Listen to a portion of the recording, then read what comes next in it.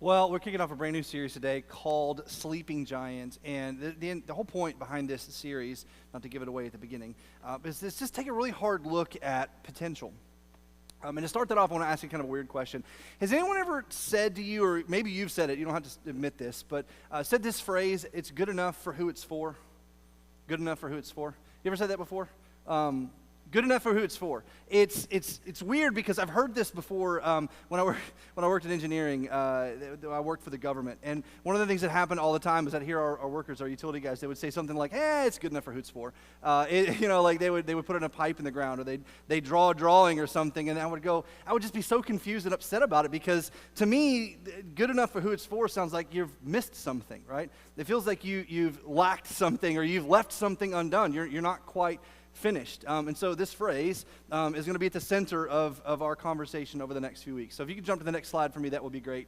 And good enough for who it's for. This is settling, right? This is actually what settling feels like. When you say something like that, it's like, well, I've gone as far as I'm really willing to go, or I'm gone as far as I'm comfortable going. And so settling is a behavior that's become so much more common, especially lately, where we've lost motivation for things, or we've lost the dream, or we've lost the idea, or we just feel like it's not something we want to put much more effort into. We end up settling. And settling usually comes for things like this. So, sometimes it's because of fear of past failures. They convince you to aim lower. Right? Sometimes you've done something, you've seen something happen in your life, and you find yourself having to do it again, and you're like, well, I'm going to change the scope, I'm going to change the boundaries, I'm going to change the rules, because I'm not sure that I can go any further than this. And failure ends up kind of narrowing our view of life. It brings us to a place where we go, well, I'll do what I can, but I'm not sure I'll do any more. I'm not going to stretch myself. I'm not going to try anymore, because the last time I did, I got hurt, right? And that's what fear and failure tend to do to us. What about this one, though? It also happens when it feels safer to be comforted than it does to have courage. Comfort feels safer, right? We have a box, and we like staying in our box. This is something that I find myself guilty of from time to time. I'm a creature of habit, like to do things the same way often, and so I'll build this kind of pathway of comfort for myself, and then when I have to stray out of it, I feel really uncomfortable, or I get defensive, right? Have you ever done this before? Comfort feels safer than courage because you've done it before. And oftentimes, if you're going to do something to stretch yourself, or if you're going to step out and not settle, you're going to do something where it's like, I'm going to do this to the full, I'm going to complete this, I'm going to get it done. It takes courage to get there. It makes us kind of feel uncomfortable. And one of the temptations for us then is to go, this is good enough for who it's for. This is good enough. It's mostly done. This is a 90%, right?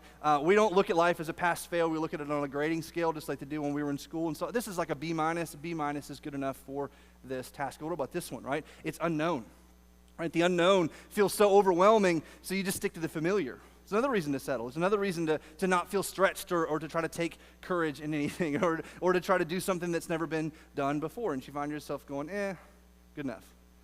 Now, here's the problem. This is probably okay once or twice, right? This is probably okay occasionally. And none of us can be on all the time. Let's just be truthful. None of us can be on and perfect every moment of every second of every day. No, none of us can do that. And even if you think you can, you will burn out really, really quickly. But what's happened as of late for so many of us, and I don't know if it was the pandemic, I don't know if it was like social media stuff, I don't know if it's just overexhaustion from political tension, I don't know if it's a combination of all of those things, but so many of us have kind of lost our motivation. We've lost the dream. We've lost the perspective of what life could have been. You know, when you were a kid, I know I did this, you dreamed about things like being a doctor, or being an astronaut, or being an artist, or doing something, massive and crazy, and it just seemed like those dreams came constantly, right? The bigger picture of things came constantly, but something happens as we get older, and I don't really know why, but we find ourselves looking at things smaller and smaller and smaller, and we find ourselves settling and settling and settling, and then eventually we just find ourselves going, good enough. And I don't think life is supposed to feel that way. I don't think that God intends for life to feel that way for us. And again, for those of you that aren't Jesus followers yet, I lay my bias on the table. I'm a Jesus follower, and I truly believe that God is who he says he is. I believe that Christ is who he says he is.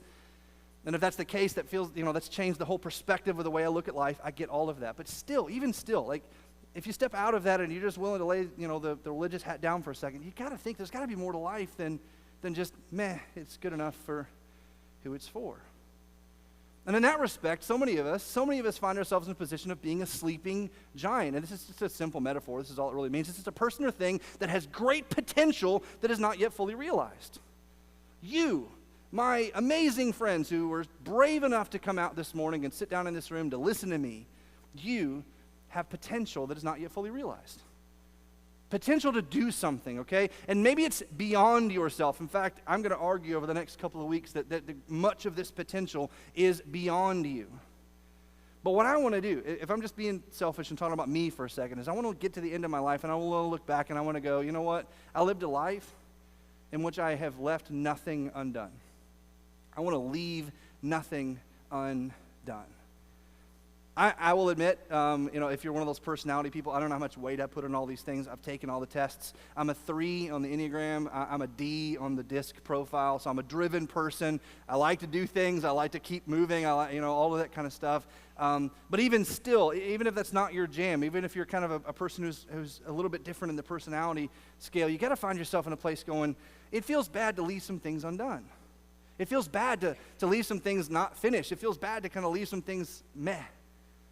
And I don't think life is supposed to be that way. And what I want to challenge you with, and what I want to equip you with, and what I want to talk about over the next couple of weeks is an opportunity that lays at your feet, and I think also simultaneously lays at the feet of our church to leave nothing undone, to be a part of something bigger, to be a part of something of significance, to do something that makes us feel like we're living into our potential, that we've found our purpose, we've found our groove, we understand what we were built for and why, we understand what direction we're supposed to be going, and instead of feeling like life is just good enough for who it's for, we suddenly find ourselves in a place where we feel purpose-filled.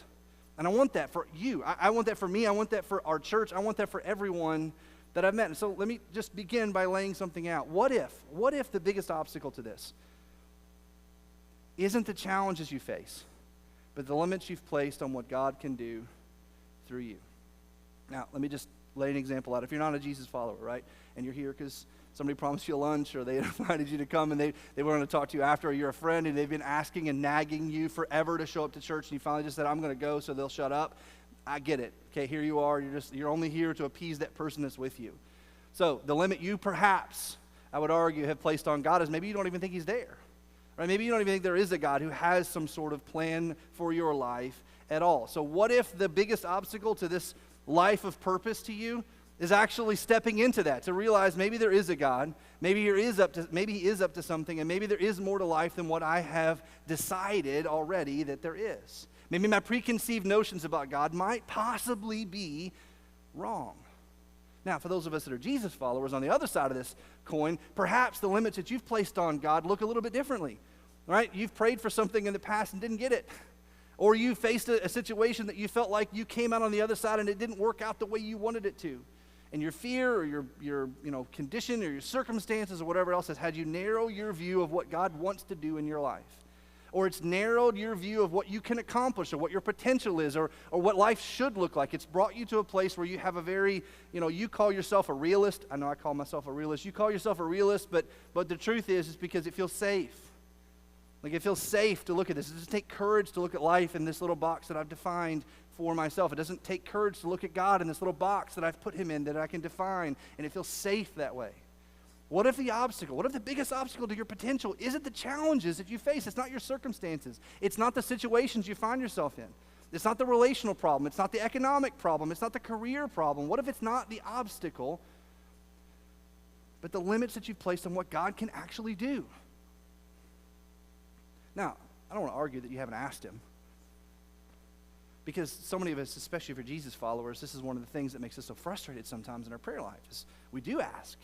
We think we do. We think we have these conversations with God about our potential or our purpose, and we're like, God, just tell me, show me what it is. But then what often happens, and this is the part we don't like to talk about, this is the part we don't like to admit, he starts to reveal that stuff. It just doesn't look like what we want it to look like. And then, the limits that we put on God is not necessarily not thinking he can do it. It's the blinders to what he's calling us to do. It's the blinders to the life of purpose that he's placed at our feet that feels like it'll take too much courage to step into. And it's out of our comfort zone. If you don't take anything else about what I talk about over the next 4 weeks, I want you to hear this. I say this to my kids all the time. Every single day, you ask any one of them, I say something like this. God's vision for your life is far greater than your own. God's dream for your life is bigger than the one you've written for yourself. Every day, At nighttime, when it's time to kids to go to bed and we do our hugs and stories and all the other stuff that we typically do, I say something like this: God has an incredible plan for your life, and I cannot wait to see how it turns out. God has an incredible vision and hope and point and purpose for your life, and I cannot wait to see how it turns out. And the thing is, that's not just something that I say. It's not just something that I wish to be true. It's reality, because I've lived it. I mean, gosh, if I could go back and talk to my 18-year-old self that was wrestling with this whole call to ministry thing, wrestling with, well, I don't like people, and I can't stand on a stage, and I can't talk, and all of the things, all the stuff that I was wrestling with, all of the reasons that, this vision that God had given me for my life, why I couldn't step into it, why I couldn't live that dream. If I could go back and talk to that kid and tell him everything he's going to get to see and tell him everything he's going to get to do, I mean, I'm telling you, I've lived this. God's vision for your life is so much greater than what you can come up with on your own. God sees your life from the horizon because he built you. He knows you. And again, I'm arguing from a Christian perspective. I get that. But I do believe, if you really believe what you say you believe about God creating you and God giving Christ for us, that when we were in the broken, most dark moments of our lives, God saw us as worthy of the greatest gift the universe has ever been given. He wouldn't do that on a whim. You, my beautiful friends, sit in this room today with untapped potential and the purpose that God has built you for. I want to tell you a story to prove it. Over the next few weeks, we're going to examine one character. And of course, because I'm an Old Testament nerd, it is an Old Testament character. I promise we'll do gospel the rest of all the way through Easter, okay? But just give me this for the next 4 weeks, all right? I want to talk to you about a guy named Joshua. And Joshua's story is so fascinating because Joshua was a guy who was called to do something really, really, really difficult, right? Moses, who, if you've never read the Bible before, I guess the best analogy I can come up with was like he's the Nick Saban of the Old Testament, all right? The greatest there ever was, the greatest there ever will be, that kind of thing. I heard clapping from some people. Like, anyway, take that back to Sunday school at your other church sometime and let them know how I said that, all right? But anyway, he's like the guy. He was the one who was the leader that God called through the burning bush. He was the guy who immediately, when he found himself in conversations with God that no one had ever had before. Like he was on the mountaintop in the presence of God so much that he came down and talked to people glowing, right? This is Moses. And Joshua was supposed to follow that. Okay? Joshua was the guy who was chosen by God to be the next guy after Moses.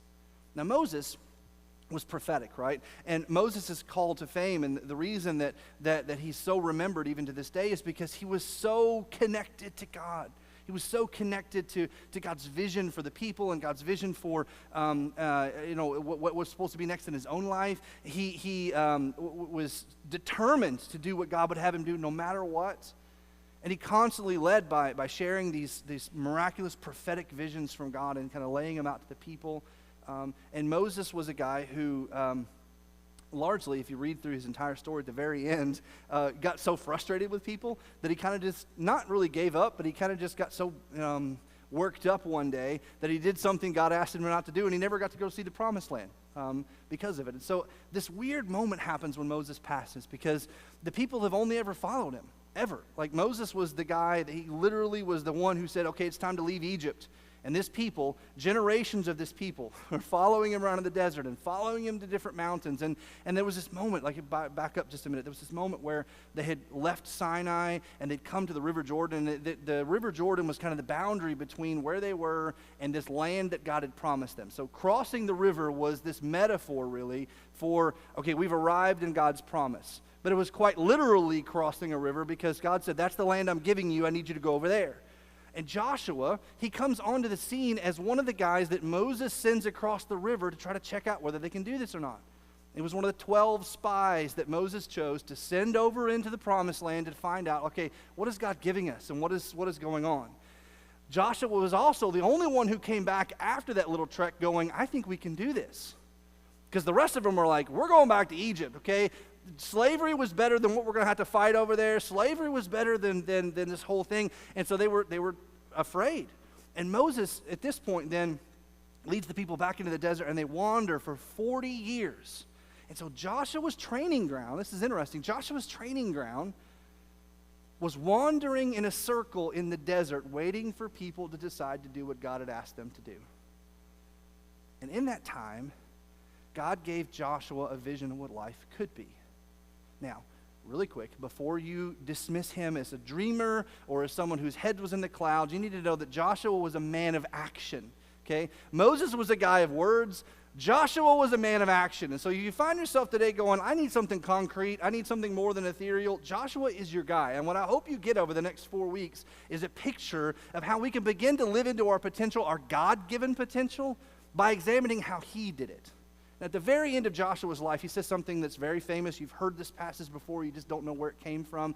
Joshua is given the people. They've crossed the Jordan. They've had battles. They've had all this cool stuff. And in the end of his book, 24th chapter of kind of his life story, he says he's having this conversation with the people that are left. And he's like, look, I'm getting ready to go. There's going to be new leadership coming along. Here's what I want you to know.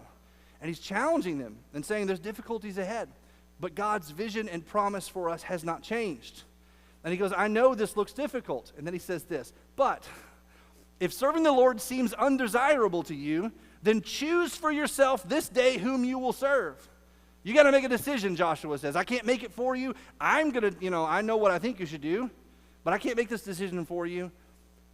As for me and my house, we will serve the Lord. As for me, I've seen what God can do. I've heard what God promises he will do, and I'm going that way. Joshua, a man of action, but also, again, he's a life that teaches us what it looks like to be dreaming bigger. And what I want us to do, what I want for all of us, is that 2025 might be a year that's categorized for you about dreaming bigger. Dreaming bigger about you. Dreaming bigger about our church. Dreaming bigger about your family. Dreaming bigger about your God-given purpose. And I think Joshua's life gives us a really good picture and a pathway to unpack that. So I want to start at the very beginning of Joshua's story just for a minute, and then we're going to read through just a handful of verses in the first 10 chapters, a handful of verses in the first 10 verses of the first chapter, and then I want to explain some of it to you. So here we go. This is the very beginning of the book of Joshua. If you're following along, Joshua's in the Old Testament, very, very close to the beginning, so you can start thumbing through and find the book of Joshua. This is his story after the Exodus has happened. It's after Moses has passed away. In fact, that's the very beginning of his kind of story about himself. So here we go. This is what it says. Moses, my servant. God is speaking to Joshua. God is speaking to Joshua and says this. Moses, my servant, is dead. Now then, you and all these people get ready to cross the Jordan River into the land that I'm about to give them to the Israelites. Now, I told you a minute ago, Joshua was one of the guys who had already gone across the Jordan River to see what might be over there, and he'd experienced the entire people, right? His entire group, his entire culture of people had rebelled against Moses when they told him to go over there. Because there were Canaanites and Amorites, and there were big scary giants, and there was this huge city called Jericho that was massive, and they had an army. And so Joshua had gone over there and seen all these things and said, well, God said we're going to do it, so let's go. But everyone else had been terrified. So the last time Joshua was standing at this place was a time when everyone around him had given up. And when everyone around him had decided that cannot be done. Now, have you ever found yourself in a situation where everybody else is telling you this is a bad idea? Now, look, I know we need people in our lives, and we need counsel in our lives. I've got a small group of people that I trust dearly, and when sometimes they tell me this is a bad idea, I believe them because they know. And you need people like that, right? You need people that are in your circle that are giving you a perspective on your life that you can't see on your own. The difference in this particular situation is that God had he's directly spoken to Joshua and said, this is what we're going to do. And God had made this promise for 1,000 years. And they've been living under this promise for generations after generation after generation. This was the one thing everybody knew they were supposed to do. That makes this situation just a little bit different. But Joshua, sitting in the middle of it, he was now leading a people who the last time they'd come to this moment had decided this was a terrible idea. And they collectively decided to cast out Moses and Joshua and go back to slavery rather than crossing this river. This is the start of his leadership. This is the start of him being in charge of trying to get a group of people to go do something beyond themselves. What a moment. And then it continues like this. No one, God says, no one will be able to stand against you all the days of your life. As I was with Moses, so I will be with you. I will never leave you nor forsake you. I love that these are the promises that God is making to Joshua, because he's about to ask him to do some really hard things. And as we go through this whole book, you're going to see this, like, golly, the things that the Hebrew people had to do, and the journeys that they had to be on, and the battles they had to win. And Joshua, again, man of action, trying to do all of these things that God wants him to do. The promise that God lays out at the beginning of his life is, it's going to be hard, but I'm going to be with you. Then, be strong and courageous, it says. Be strong and courageous, because you will lead these people to inherit the land I swore. I love this. God saying, I've already promised to do this. So it's happening. God being, resolute in fulfilling the promises that he's made to his people, said, I've already promised to do this. This is the promise I laid out generations ago. It's happening. And you are the guy that's going to help me live into it. That's kind of a big deal. And I don't know how many of you all ever have had God show up and say, hey, guess what? You're going to do this thing, and it's going to affect everybody. But this is what Joshua is living into at this moment, is the promise that's been given to him, or the vision that's been given to him, the dream that's been laid before him is big. And it's bigger than himself. It's bigger than he could accomplish on his own. And God's like, look, but look, I promised. And so you, Joshua, will be the one to pave the way. And then he says again, as if he didn't hear it, be strong and very courageous. Be strong and very courageous. Be careful to obey all the law that my servant Moses gave you. So don't forget that I'm the God of Moses. I'm also the God of you. And I've been talking for a while, so don't lay out anything or forget anything that's come before you. Be careful to obey all the law the servant of Moses gave you. Do not turn from it to the right or the left, that you may be successful wherever you go. Have I not commanded? I love this. God's like, have I not commanded you? Be strong and courageous. He says it 3 different times. That's kind of ominous, isn't it? When you find yourself being called to be strong and courageous, and God says it to Joshua 3 times in the first few verses. I've commanded you, be strong and courageous. Be very strong, be very courageous. There's something about living into bigger. There's something about living into purpose that takes courage. And God knew that, right? God knew that about Joshua. Joshua comes off in this book as like some sort of superhero, but the truth is he's just a guy. He's just a human being who was willing to be faithful, just like you. You find yourself in this moment, this pivotal moment of your life right now at the beginning of the year where you can choose to do something different. Everybody feels this kind of opportunity that comes with the turn of a calendar year, even though, a couple of days ago we're a different year on a piece of paper, but it's new today. We all feel this though, right? That it's like, it's a new year, it's a new opportunity, it's a new chapter. We've turned a new page. And in the middle of this for Joshua, God's saying, be courageous. There's something about living into the potential of this new year for you that's going to take courage. It's going to take you being willing to do something you've not done before. Willing to say yes to something you've not said yes to before. Be strong. Have I not commanded you? Be strong and courageous. Do not be afraid. Do not be discouraged, for the Lord your God will be with you. I love this. Wherever you go.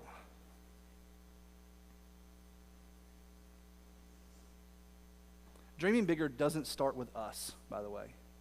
Right? Dreaming bigger doesn't start with us. It starts with trusting that there is more than us going on. Dreaming bigger doesn't start just with like you and your understanding or your picture or your perspective or whatever. It starts with realizing there's more than you going on. And I know that this takes a shift in many of our lives from being kind of, and these are rough words, I don't mean them as sharp as they're going to come off, but being self-centered to being others-centered. There's a shift that makes you have to move beyond yourself to live into God's potential. That seems to be scriptural. That there's something connected to our willingness to see a bigger picture that is connected to us being able to dream bigger about our purpose. That our purpose as individuals seems to have a much bigger connection to everyone else around us than we often like to admit. Dreaming bigger starts with seeing that there's more going on than just us. And in Joshua's case, this picture that he kind of lays out before us, it also takes a whole lot of courage. So one of the things it's going to take for you this year, dreaming bigger, God's vision for you is going to take courage. And I want you to think about this for a second. What are some of the things in your life that you have in the past thought, I really do feel like God built me for that, or I really feel like that's something that just feels like when I look in that direction, or I see this career, or I see this pathway to serve, or I see this pathway to be connected in different relationships or in different ministry or whatever. When I see my life and I look in this particular direction, that feels encouraging to me, but it also feels big and scary. It's going to require courage. When I think about our church, if you could just give this as an example for a minute, just our church in general. TCAT is existed for 25 years. 25 incredible years here in our community. We've had our ups and we've had our downs. We've had our great times and hard times. And I've only been a part of this for about 4 years. But in the 4 years that I've been here, I've just seen God do some incredible things. But even still, on the horizon of where we are even now, I know God is calling us to something bigger.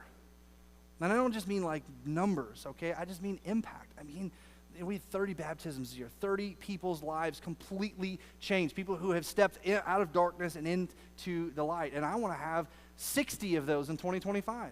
I want 100 of those in 2020. I want to see I would be amazed if we could baptize every Sunday of the year. Because to me, that's the reality of God's kingdom at work in our community. And the bigger that I think we as a church have been called to is that kind of kingdom impact. And I don't know whether that takes 500 people or 600 people or whatever. I just know that what we're doing right now, we have an opportunity to do something really significant for our community in 2025, really significant for the kingdom of God in 2025, and it's bigger than where we are right now. And the next thing that living into God's vision for your life is going to take this year is trust. God's vision is going to require trust. I love that Joshua, multiple times in his life, he's met with challenge, right? They have to figure out Jericho, and it's just a really difficult thing. We'll talk about that in a couple weeks. And they have to decide multiple different times where the people are going to go and how they're going to deal with these really difficult circumstances. And over again, there's this phrase that keeps popping up in his life where he basically just goes, well, God promised it, so we're going to do it. God said so here we go, right? And I want that kind of faith in my life. And I want you to have that kind of faith in your life. Like, if we're going to do big things for God, if we're going to live into the purpose that he called us for, if we're going to live into this vision that he has for each of us, it's going to take us trusting him that he's actually in charge of it. It's going to take faith, maybe more faith than what we have right now, to trust him to see what might be next. And then the last thing, I love this. This is so important. God's vision in your life leaves nothing undone. It leaves nothing undone. This is misquoted on the screen you're about to read. The scripture's correct. The verse number is wrong. But this is later in Joshua's life when he's looking back at what he's accomplished so far. This is kind of like the midway point of his leadership to the Israelite people. He says these words, "As the Lord commanded his servant Moses, so Moses commanded Joshua. And Joshua did it. What he was commanded to do, he just did it. He left nothing undone. All that the Lord commanded Moses." Of everything that God said he was going to accomplish, Joshua left nothing undone. He left nothing undone. So let me ask you kind of a hard question to start the year, okay? Only people who love you ask hard things, so I love you, but here we go. What is undone in your life? What is undone in your life? What's that thing that you know you need to work on? You know you need to have courage to step into, and you just haven't done it. I don't want to leave things undone in my life. I don't want to leave things undone in my marriage. I don't want to leave things undone in my marriage. I want to have those hard conversations because I know to make us healthier. I want to have those difficult, conversations that we know we have to have, those topics we need to work through. I want to walk through those difficult circumstances hand in hand. I don't want to leave something undone in my marriage. I don't want to leave something undone in my parenting. I want to lean in to my kids when they find themselves in difficult spots, not lean out. I want to be there for them when they need me to be. I want to challenge them when they need to be challenged. I don't want to leave something undone in my parenting. And as your pastor, just for the record, I don't want to leave something undone in this church. This is the thing that drives me to work as much as I do. People think I'm crazy because I work so much, but I love it. I truly love what I get to do here in this place, and I want to leave something undone. I don't want to miss an opportunity. I want to miss a moment that God could do something significant, and I didn't get to see it because I didn't say yes to it. I don't want to leave something undone in my work. I don't want to leave something undone in my friendships. I don't want to watch somebody I love walk into a calamity when I could have stopped it. I don't want to watch somebody I love step on a metaphorical landmine in their life when I could have stepped in.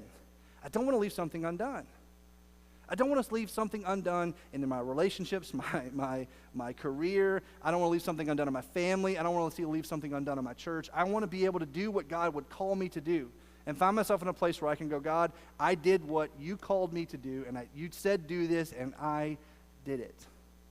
And there's a couple different problems with that for many of us. One, some of us don't know what God's called us to do. Not everybody in here is called to be a pastor and stand on stage. I get that. Some of you are. And not everybody in this room is called to lead a massive ministry, and I get that. Some of you are. Not everybody in this room is called to have to do something different in their marriage, or have to do something different in their career, or to have to do something different in their parenting style. I get all of that, but some of you are. It's just that you don't know because you haven't got the right questions answered. And one of the things we got to do to start off, like step number one, no matter where you may be in that spectrum, step number one is we're going to align our dreams with God's vision. And when we do, the impossible becomes possible. When we decide, right, to align what we want our life to look like with what God actually says our life should look like, the impossible becomes possible. Those things that look on the horizon that we think are going to take courage don't actually take courage, they just take God. Those things that are standing out in front of us that we've stayed in our comfort zone with because we're afraid of the conversation, or we're afraid of the change, or we're afraid of whether the opportunity might be a failure. Those moments where fear has kept us sitting on the sidelines. Fear loses its control over us when we align our dreams with God's vision for our life. Because what is impossible with a God who called his son under the grave? What is impossible with a God who said, I love you too much to watch you sit in your own brokenness. I'm going to give you the gift of my own son who's going to die and walk back from the grave, and in so doing, I'm going to give you eternal life. What is impossible to the God who created all this in the first place? What is impossible to the God who snaps his fingers and planets appear in the universe? And when our lives become aligned with what he built us to do, wow, things happen. So you got to figure out what that is. We built a bunch of different tools for you to do that. We talked about Cultivate earlier. I really would love for you to check Cultivate out. I think it's very simple to do. The other thing you're going to get on your way out the door today is we've written a thing called the Awaken Journal. And it's just a simple handful of sheets of paper, okay? But it's got some prompts in there for you to begin to discover what God might be calling you to do to dream bigger this year. And here's a few really simple steps that this journal is going to help you do. Number one is going to help you identify where you've been dreaming too small. Where have you been dreaming too small? Well, there's categories in this book for your family and for you and for your church, and areas in your life where you've been dreaming too small, or areas in your life where you haven't been praying big prayers. I don't know what had happened in church life over the past couple hundred years, but there's been this significant shift and really downward spiral for us as Jesus followers that we just don't pray big prayers anymore. God, get me through my day today. God, thank you for this spaghetti I'm about to eat here on the table. God, thank you so much for making sure I had a parking spot when I got to Walmart today. Small prayers. But like the boldness that the first century church prayed for, the significant, huge dreams like what Joshua had to pray through and lead through, we just don't pray like that much anymore. So where in your life have you been dreaming too small? Number two, the next thing this journal is going to help you do is to seek clarity, right? It's going to help you clarify some of those things for you personally. Ground them in reality. Because it is one thing to dream and, sketch on a napkin. It's another to have to live it out. What am I supposed to do with what I feel like God is calling me to do? Well, we've helped you answer that too. And then number three, the biggest thing it's going to help you do is to pray for courage to do it, right? At the end of the day, God can make it so clear what he would have you do. Moses could have walked up to the burning bush. God could have laid it all out in front of him. Moses could have gone, I'm good. That sounds really difficult. I think I'm going to go back to the sheep. Right? I mean, he could have. We don't think about that because he didn't do it, but he really, truly could have. God could have been so clear. Here's your purpose. Here's your vision. Here's my way for you. And then Moses goes, sounds great, God. I'm good. And it sounds so silly to say it about Moses. But we kind of do it too. God, here's what you got for me, and it looks awesome. It's great, but I'm good. Don't do that with this year. Don't do that with this year. What if the biggest challenge, what if the biggest obstacle to your potential isn't the challenges and the circumstances you face, but the limits that you've placed on what God can do through you? May 2025 be the year that the statement goes away. May 2025 be a year that you live a life. You live a life of significance. Live a life where nothing is left undone in pursuing God's purpose for your life. Let me pray for you. Heavenly Father, I thank you so much for these people that gather here. I thank you for the opportunity that is laid out in front of us. As a church, as individuals, I thank you for what you've already done, the things we forget. And I thank you for what you're about to do if we will say yes. God, sitting in this room today are people with great potential. They're sleeping giants, people who have great purpose that you've built into them and great calling that you placed upon their life. And to them, it may not look like a life that's huge and massive. It may look like one simple decision. I don't know. But I do know that you're a God of promise. I do know that you're a God of vision. I know you're a God of dreams. I know you're a God of hope. And you have a purpose and a vision for each of us. So please, God, let this be a season of time where we figure that out. God, we love you and we trust you. We ask in Jesus' name. Amen.